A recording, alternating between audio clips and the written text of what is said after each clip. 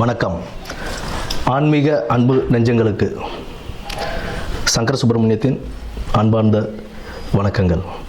இப்போ நம்ம பார்க்க போகிறது மாசி மாதம் பற்றிய ஒரு சிறிய குறிப்பும், பின்னர் அந்த மாசி மாதத்தில் 12 ராசிக்காரர்களுக்கும் எப்படி இருக்குது அப்படின்றத பொறுத்து தான் இப்போ நம்ம பார்க்க போகிறோம். இந்த மாசி மாதம் அப்படின்னு எதுக்கு ரொம்ப சிறப்பு வாய்ந்ததாக இருக்குது அப்படின்னு பார்த்தோம்னா, ஆன்மீகம் மற்றும் தெய்வ வழிபாடுகள், ஆன்மீகம் சார்ந்த எந்த ஒரு காரியங்கள் செய்கிறதாக இருந்தாலும் தெய்வ வழிபாடுகளுக்கு உகந்த ஒரு மாதமாக இந்த மாசி மாதம் ஒரு சிறப்பான மாதமாகவே இருக்குன்னு நம்ம சொல்லலாம். இதில் முக்கியமாக என்ன அப்படின்னு பார்த்தோம்னா, விஷ்ணுபதி புண்ணிய காலம்னு சொல்லுவோம். விஷ்ணுபதி புண்ணிய காலம் அப்படின்றது மாசி 1ஆம் தேதி, அதாவது 13ஆம் தேதி மாசி மாத பிறப்பு அன்னைக்கு நமக்கு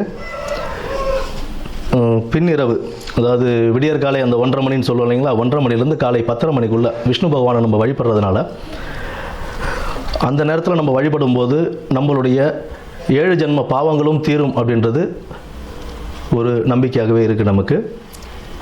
மேற்படி செல்வ வளமும் எல்லாமே நமக்கு கிடைக்கும் அப்படின்ற ஒரு இதுவும் உண்டு. விஷ்ணு பகவானை துளசி மாலை அணிவித்து நம்ம வழிபட்டுக்கிட்டு வந்தோம். பெருமாள் விஷ்ணு துளசி மாலை அணிவித்து அந்த விடியற்காலை 1:30 மணியிலிருந்து 10:30 மணிக்குள், காலைல 10:30 மணிக்குள்ளே நம்ம வணங்கிட்டு வரும்போது நமக்கு உண்டான செல்வ வளமும் கிடைக்கும் அப்படின்றது சொல்கிறாங்க. குடும்பத்தில் ஒரு மகிழ்ச்சியும் நிலவும், இருக்கிற பிரச்சனைகள்லாம் படிப்படியாக குறைய ஆரம்பிக்கும். அதாவது இத்தனை வருடத்தில் நீங்கள் ஏகாதசி விரதம் இருந்திருப்பீங்க அப்படின்னா, அந்நிய தினத்துக்கு விஷ்ணுபதி புண்ணியகாலம் அப்படின்ற அந்த தினத்தில் நம்ம விஷ்ணுவை வழிபடும் போது எத்தனை ஏகாதசி, பல ஏகாதசிகள் விரதம் இருந்ததுடைய பலன் நமக்கு கிடைக்கும் அப்படின்றதும் சொல்கிறாங்க.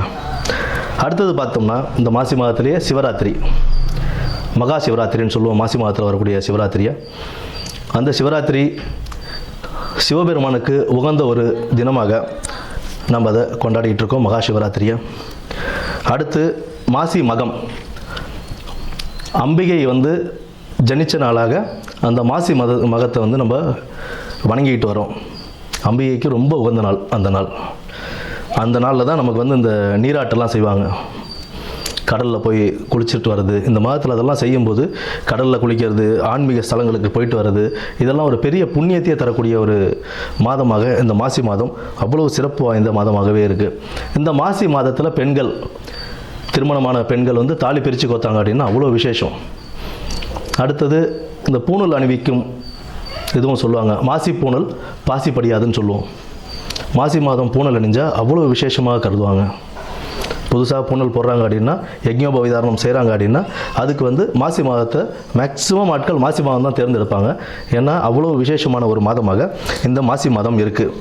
அது மட்டும் இல்லாமல் புனித நீராடுதல், விரதங்கள், குலதெய்வ வழிபாடு, இதெல்லாம் நம்ம பண்ண இந்த மாதத்தில், இந்த மாதம் ஃபுல்லாகவே ஒரு சிறப்பான மாதம் தான். ஆன்மீகத்துக்கும் தெய்வ வழிபாடுக்கும் ரொம்ப ஒரு சிறப்பான ஒரு மாதமாகவே இந்த மாதம் அமையும். இனி வரப்போவது 12 ராசிகளுக்கு உண்டான பலன்களை என்னன்னு நம்ம பார்ப்போம். நன்றி, வணக்கம். அஸ்தம் நட்சத்திரக்காரர்களுக்கு இந்த மாசி மாதம் எப்படி இருக்க போகுது அப்படின்றத பார்த்துருவோம். ஒரு தெளிவான மனநிலை பிறக்கக்கூடிய ஒரு மாதமாகத்தான் இந்த மாசி மாதம் உங்களுக்கு அமைய போகுதுங்க. கணவன் மனைவிக்கிடையே இருந்து வந்த சிறு மனக்கசப்புகள், உங்களுடைய வாக்குவாதங்களை தவிர்த்து அதை நல்லபடியாக முடிச்சு வைக்கிறதுக்கான வழிகளை இந்த மாசி மாதம் உங்களுக்கு ஏற்படுத்தி கொடுக்கும். ஆக்கப்பூர்வமான செயல்கள் செய்து அதில் ஒரு நல்ல பேரும் புகழும் எடுக்கக்கூடிய ஒரு மாதமாகத்தான் இந்த மாசி மாதம் இருக்கும். வேலை செய்யக்கூடிய இடத்துலையாவது இருந்தாலும் சரி, தொழில் வியாபாரம் எதுவாக இருந்தாலும் சரி, அதில் உங்களுடைய கடின உழைப்பின் மூலம் நல்ல ஒரு முன்னேற்ற பாதைக்கு நீங்கள் அதை கொண்டு செல்வீங்க. எந்த ஒரு கூட்டு தொழிலும் புதியதாக தொடங்க வேண்டாம். புதிய தொழில் தொடங்குவதில் சற்றே 1க்கு 100 தடவை யோசனை பண்ணி அதில் இறங்குறதுன்றது உங்களுக்கு ரொம்ப முக்கியமாக இருக்கும். ஏன்னா உங்களுடைய தெளிவான மனநிலை, உங்களை தெளிவான சிந்தனை எல்லாம் சரிதான். பட் நம்ம கூட்டு தொழில்னு இறங்கும் போதும் இல்லை புதிய தொழில்னு இறங்கும் போதும் நம்ம முதலீடை போட்டுட்டு அதை எடுக்க முடியலன்னா நமக்கு தான் கஷ்டமாக போகும். அதனால் அந்த ஒரு விஷயத்தில் சற்று கவனத்துடன் செயல்பட வேண்டியது மிகவும் நல்லது. எடுத்த காரியத்தில் எந்த ஒரு தடை தாமதங்கள் இருந்தாலும் அதில் ஒரு வெற்றிக்கனியை பறிக்கிறதுக்கு நீங்கள் எவ்வளோ முயற்சி பண்ணுவீங்க, கடைசியில் அதை எடுத்துகிட்டு வந்துடுவீங்க அந்த வெற்றிக்கனியை. அதனால் இந்த மாதம் உங்களுக்கு ஒரு நல்ல மாதமாகத்தான் அமையும். கல்வியில் மாணவர்கள் சற்றே அவங்களுடைய கடின உழைப்பை போட்டு நல்ல ஒரு மதிப்பெண்கள் பெற்று எடுக்க இந்த மாசி மாதம் உங்களுக்கு ஒரு நல்ல வழியை காட்டி கொடுக்கும். மொத்தத்தில் நீங்கள் வந்துட்டு எந்த ஒரு இடத்துலையும் எந்த வேலைகள் செய்யும்போதும் கோபத்தை குறைத்து நீங்கள் அந்த வேலையை செய்யும்போது அதில் உள்ள நல்ல ஒரு பலன்களை நீங்கள் ஈஸியாக எடுத்துகிட்டு வருவீங்க.